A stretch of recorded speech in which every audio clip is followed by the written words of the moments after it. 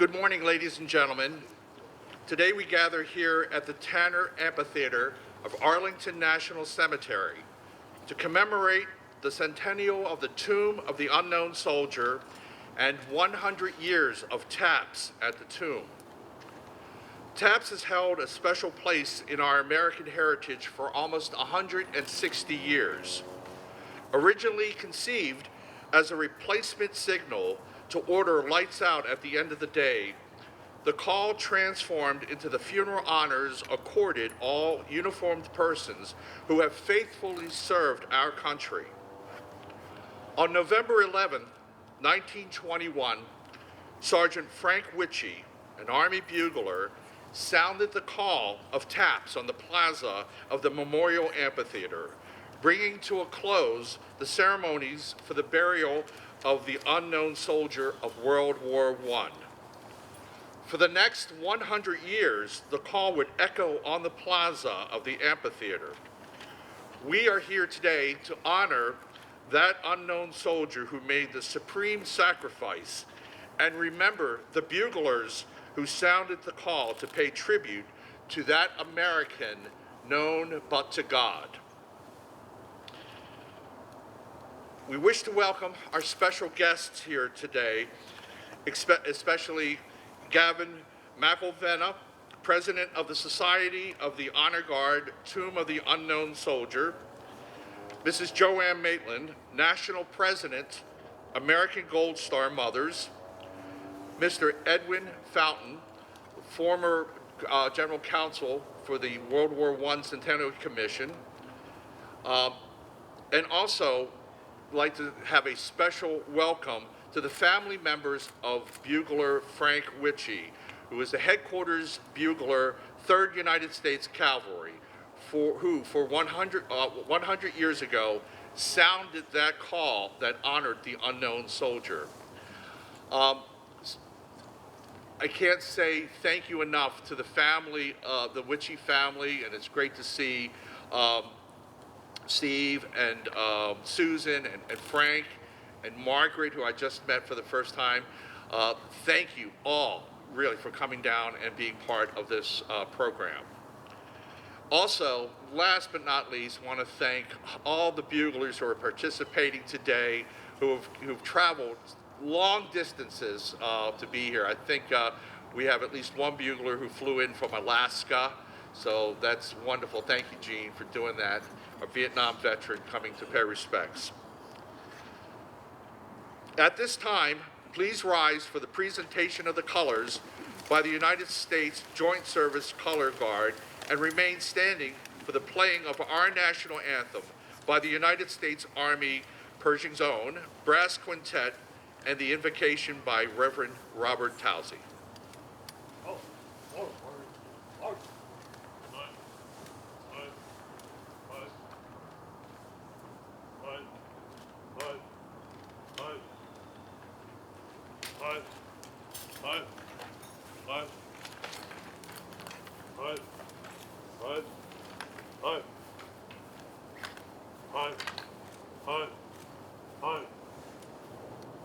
Colors! Hold! Go! Present! Or!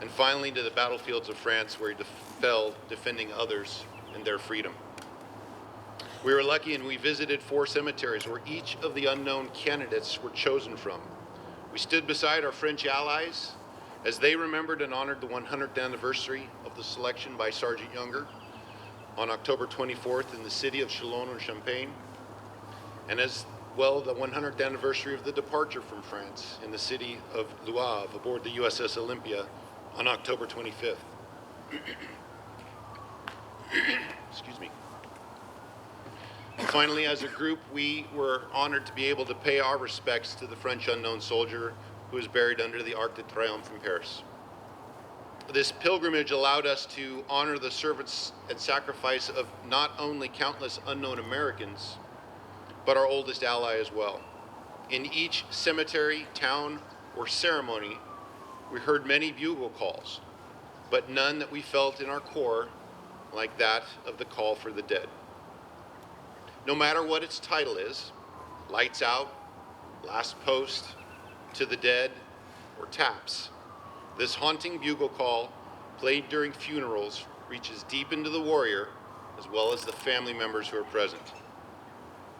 As a relief commander at the Tomb of the Unknown Soldier, I listen to taps being played 15, 20 times a day. At every wreath ceremony and always at 2300 hours, when the cemetery is empty, but for those tomb guards that are standing the eternal vigil, taps is played.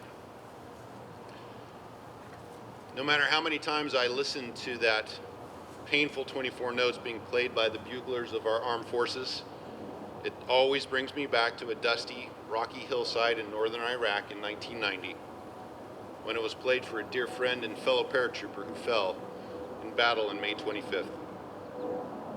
You know, tomb guards are trained to show no emotion, let nothing break our composure. But I can tell you that taps, as well as our national anthem, tests that resolve. It is even more difficult when you've lost a brother or sister in arms. While in France, our pilgrimage group got to hear both taps and the French version of taps, or amour, or to the dead, played many different times.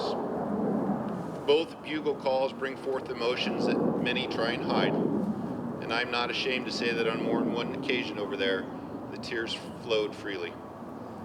Especially when I was standing in the American Battle Monuments Commission cemeteries and looking at thousands of young Americans where they rest so far from home and rarely get visitors.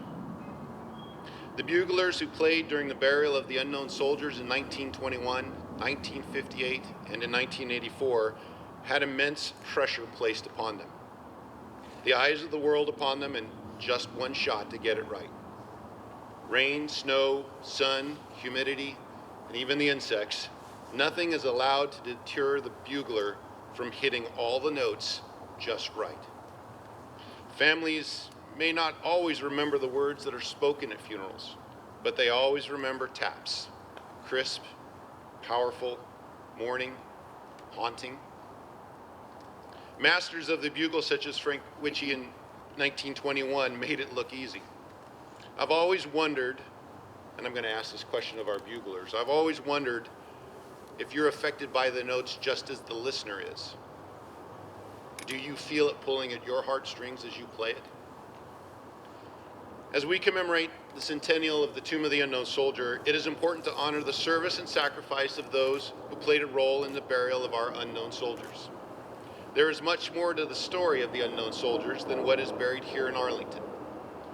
From our allies who remembered their unnamed saviors, to the sailors and airmen who carried them home from faraway lands, to the Marines and soldiers who stood the death watch, and to the musicians who inspired us and announced the day is done, fare thee well.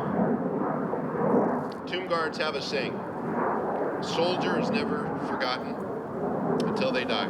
I'm sorry, a soldier never dies until they are forgotten. You should know this. Tomb guards never forget. I have it written down, I still messed it up. I would say this, don't let this moment fade. Embrace it and teach it to the next generation. The stories that are going to be told here today should not be forgotten, nor the servicemen and women who played a key role in the unknown soldier's story. Remember them in the days to come as our nation pauses to remember the service and sacrifice of not only our veterans, but the unknown soldiers who rest in peace on the East Plaza of the Memorial Amphitheater. Thank you.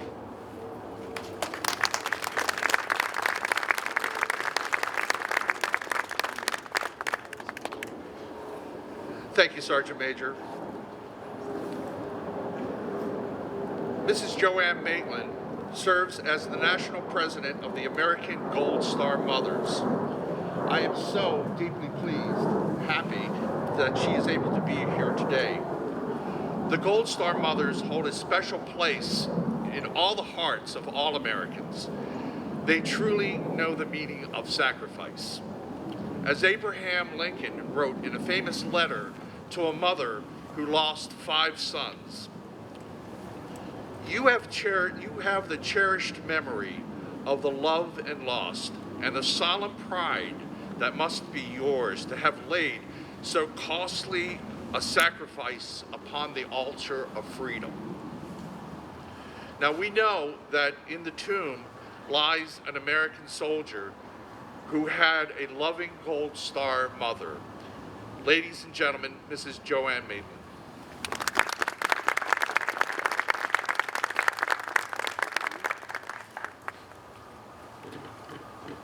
I don't have a problem with the height of the microphone. What a glorious day to be here, this most sacred place. And what an honor it is to be with you all. As Jari said, I am Joanne Maitland, National President of American Gold Star Mothers. More importantly, I am the mother of Specialist Richard Buckingham Hubble III.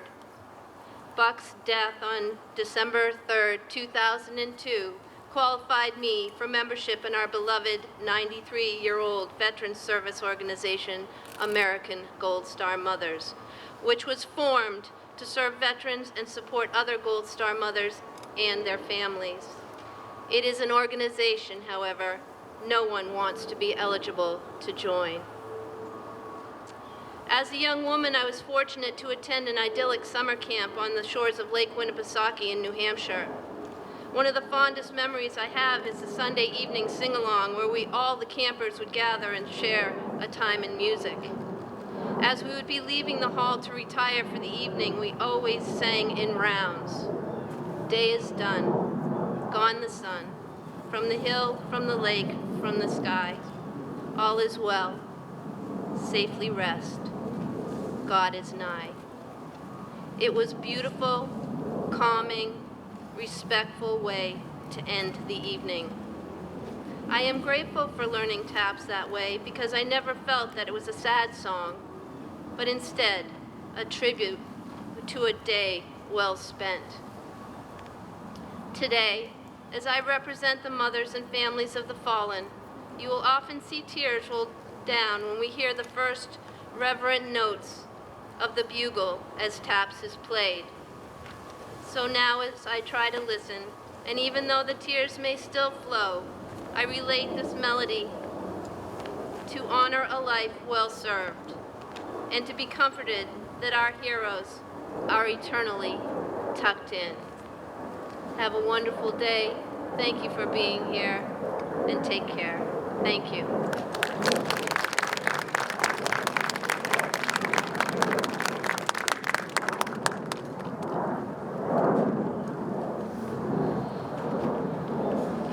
Thank you, Mrs. Maitland.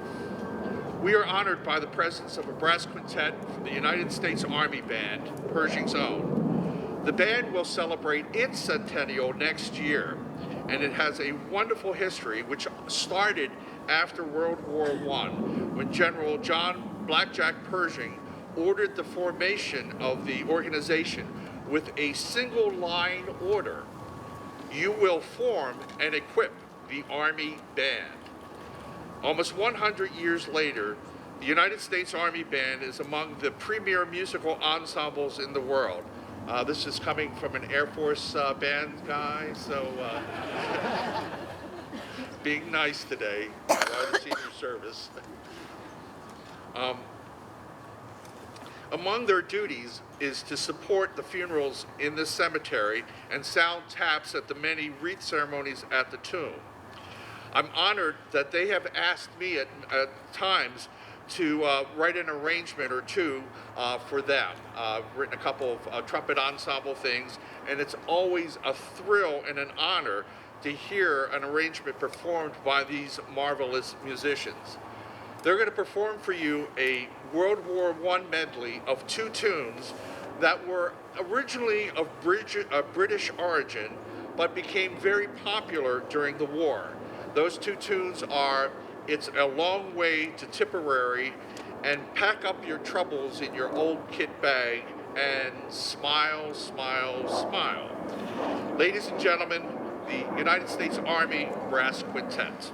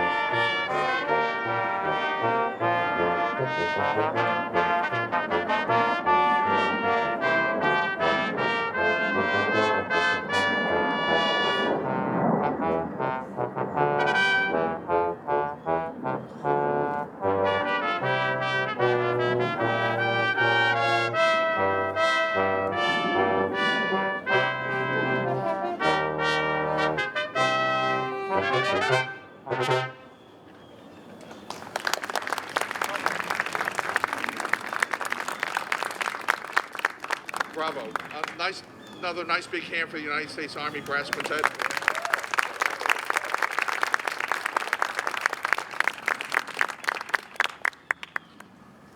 Edwin Fountain is the General Counsel for the American Battle Monuments Commission. He's a former member of the World War I Centennial Commission and the visionary behind the National World War I Memorial. We had some buglers down there yesterday. If you've not had a chance to see the new National World War I Memorial, it's well worth your trip into downtown Washington. It's located at Pennsylvania Avenue and 14th Street, just right by the Willard Hotel. I'm especially grateful to the Commission for their understanding of the importance of TAPS and how TAPS honors our men and women who have served our nation so faithfully. Due to his efforts and efforts of the Commission, since May of this year, a bugler sounds taps every single day in memory of the 4.7 million Americans who served in uniform. And it's very interesting, and Gavin had mentioned, these specific bugle calls. In Belgium, every night a bugle call, the last post, is sounded at the Menin Gate. In Gettysburg during the summer, every night for 100 nights, we have 100 nights of taps. That's a bugler who sounds taps each night in the National Cemetery up there. So it's great that bugles and taps is still a very important part of our American tradition. And I'm so honored to have Mr. Fountain here today. Ladies and gentlemen, Edwin Fountain.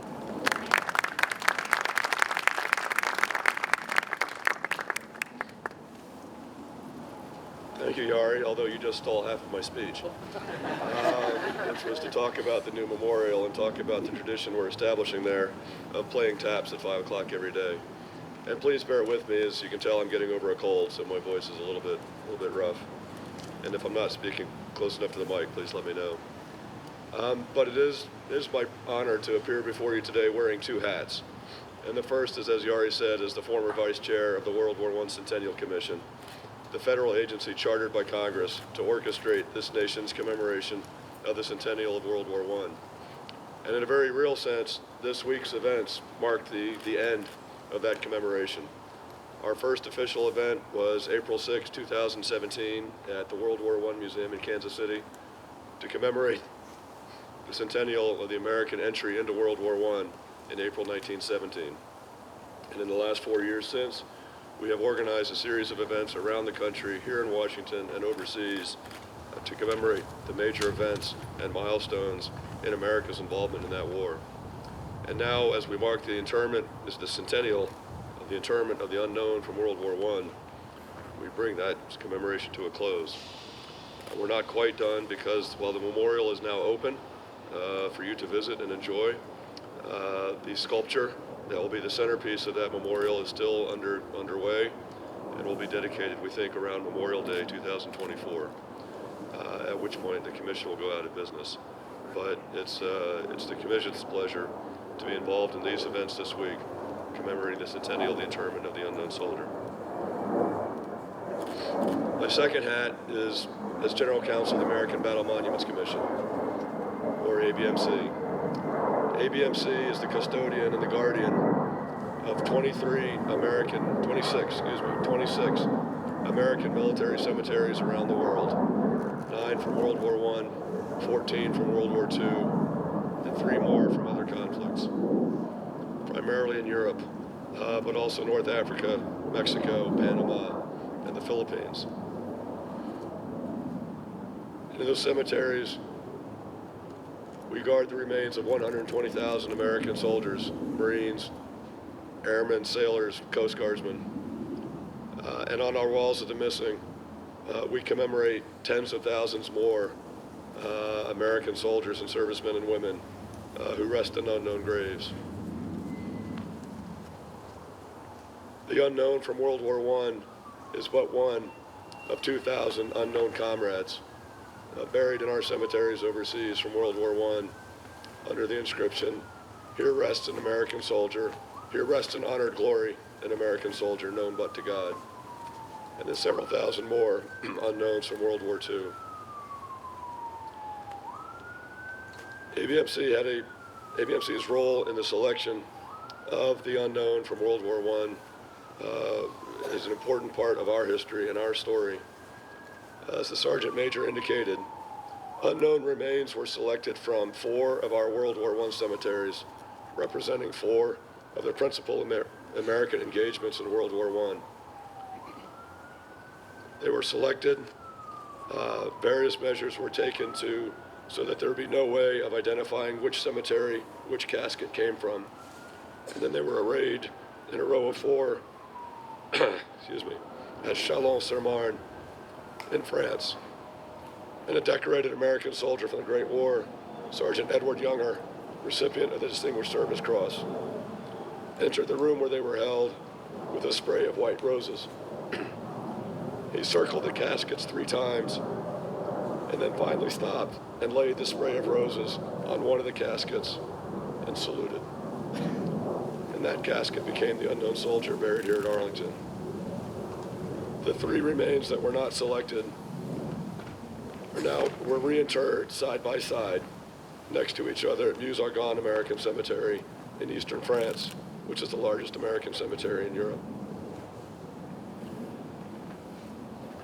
So in addition to participating in that history of the selection of the unknown, it is our honor today to continue guarding the known and unknown remains of 220 and unlocated remains of 220,000 Americans who gave their lives for our country. And while Arlington is a powerful place, as I don't need to tell you, there is a particular power at our cemeteries overseas, because all of those buried in those cemeteries died in action. And in many cases, they are buried on the very ground over which they fought and on which they fell. And so if you have not had the opportunity to visit one of those cemeteries, I hope that you will. I'd like to close with an excerpt from a poem by Joyce Kilmer. Joyce Kilmer was a famous American poet in the early 20th century. A husband, a father of 5 children who nevertheless enlisted, was part of the famous 69th Regiment from New York, the Fighting 69th. He himself would die in action in July 1918. But before he died, he wrote a poem called Rouge Bouquet. Rouge Bouquet being the name of a wood where his unit saw action. And I'd read this poem a number of times, and I was preparing to read an excerpt from it at the service we had back in April to open the new World War I memorial. And I realized that at several lines of the poem, they echo the familiar 3-note cadence of taps. In the past, I've tried to sing those lines to the melody of taps, but I'm not going to do that today, given where my voice is. But you'll recognize them when I get to them in the excerpt. Excuse me. For death came flying through the air and stopped his flight at the dugout stair, touched his prey and left them there, clay to clay. He hid their bodies stealthily in the soil of the land they fought to free and fled away. Now over the grave, abrupt and clear, 3 volleys ring, and perhaps their brave young spirits hear the bugle sing. Go to sleep, slumber well where the shell screamed and fell. Let your rifles rest on the muddy floor. You will not need them anymore. Danger's past, now at last, go to sleep. Thank you very much.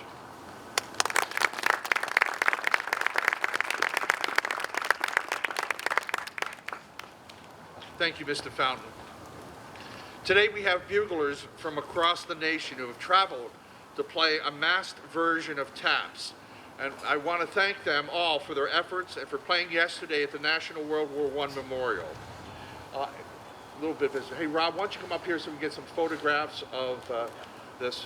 Tell you what, guys, I know it's been a little chilly. If you want to blow a note right now just to get some air through the horns. Yeah.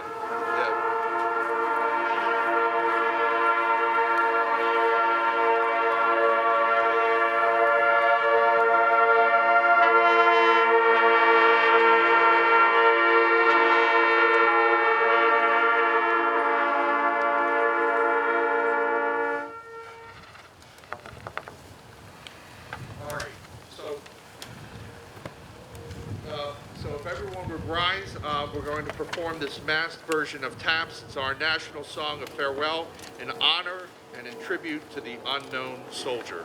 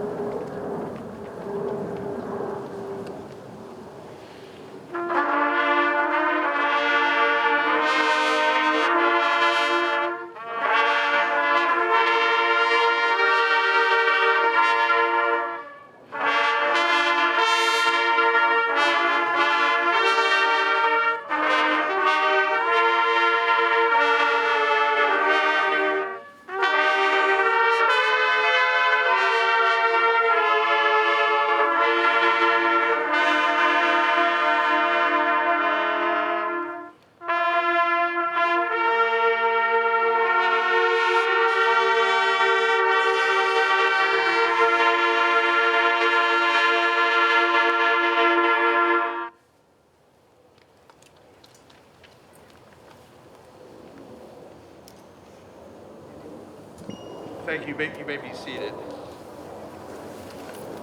That was absolutely wonderful.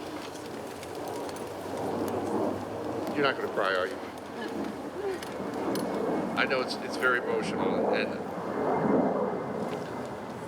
it's hard to make it through sometimes. As being as a bugler, you know, it is tough at times. Someone had asked me one time, how could you do that every single day? You know, we as buglers, as all you buglers know, we tend to distance ourselves from that family because we know that we're there to do, you know, a performance. We want to make that taps that one thing that they're going to always remember for the rest of their lives.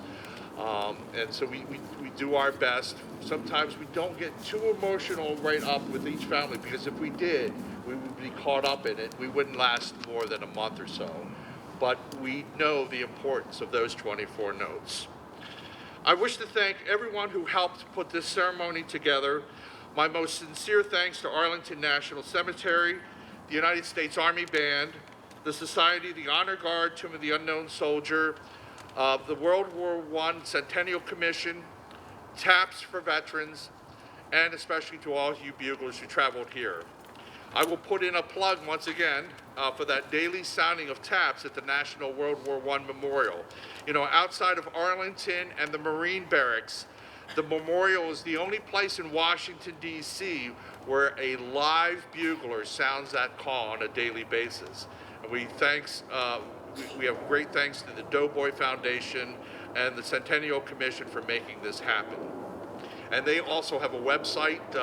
It's the doughboyfoundation.org. Please go there. If you want to support their efforts, that's the place to do it. Staff Sergeant Frank Witchey began a 100-year tradition of sounding taps at the Tomb of the Unknown Soldier. To this day, taps is heard at the tomb performed by buglers from the premier bands in Washington, D.C. I was honored to perform this task on a few occasions. Of my time with the United States Air Force Band, these were the most memorable and most honored duty I was tasked with. In 1958, the unknown soldier of World War I was joined by the unknowns from World War II and the Korean conflict. They were buried on the plaza on Memorial Day 1958.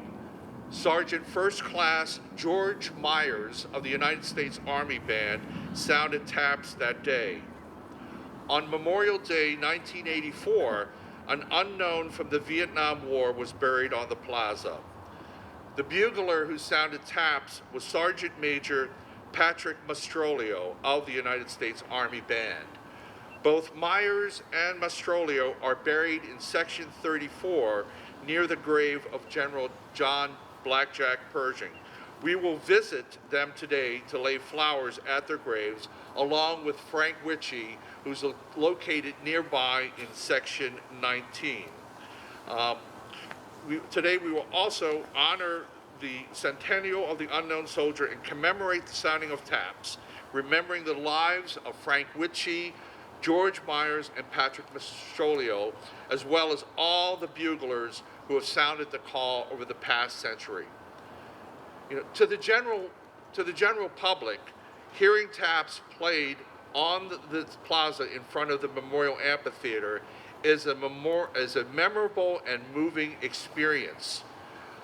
It's very easy now to just go on YouTube and there's videos now of these buglers.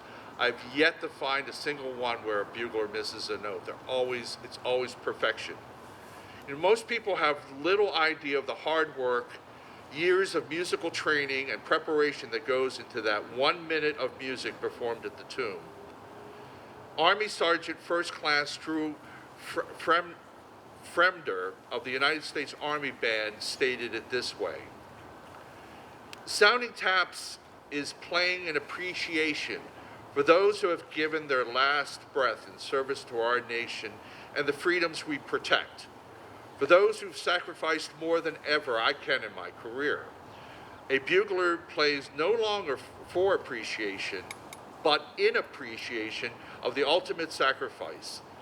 This humbling realization is something I carry with me to this day. It changes how I play, how I perform. Putting on the uniform to serve my country as a musician is an honor. If this is my purpose as a musician in this world, I am honored to serve in appreciation of true heroes. You know, and there's a saying that goes around with all buglers that for 60 seconds, a bugler has the most important job in the military.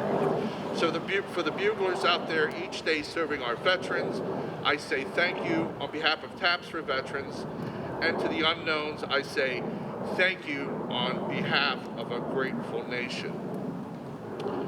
Well, this brings to a conclusion today's program. Now, a couple things that are going to happen. First of all, let's see.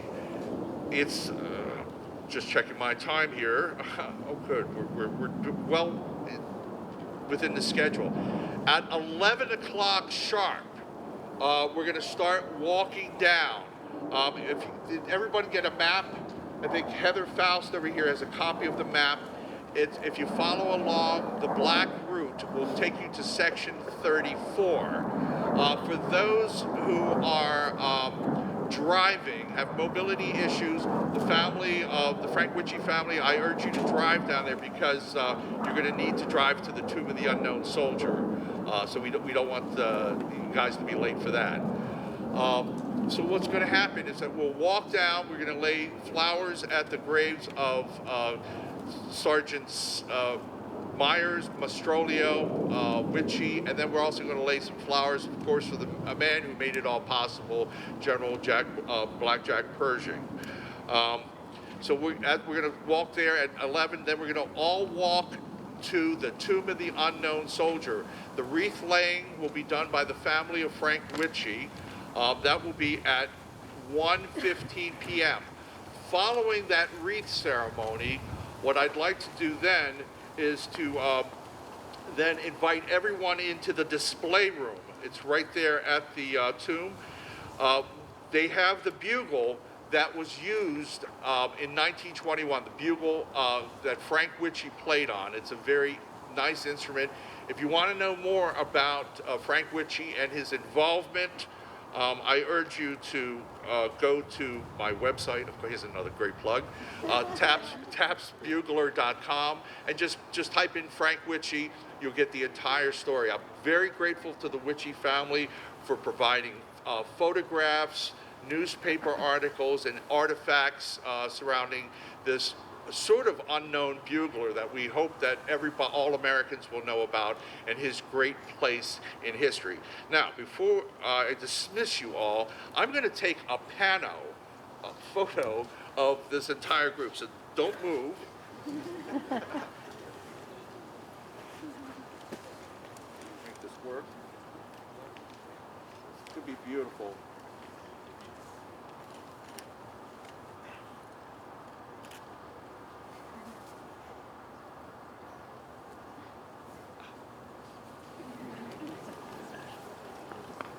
So this concludes today's ceremony. Thank you so much. And if you want to come up, we're going to do some pictures afterwards. And once again, thank you from the bottom of my heart.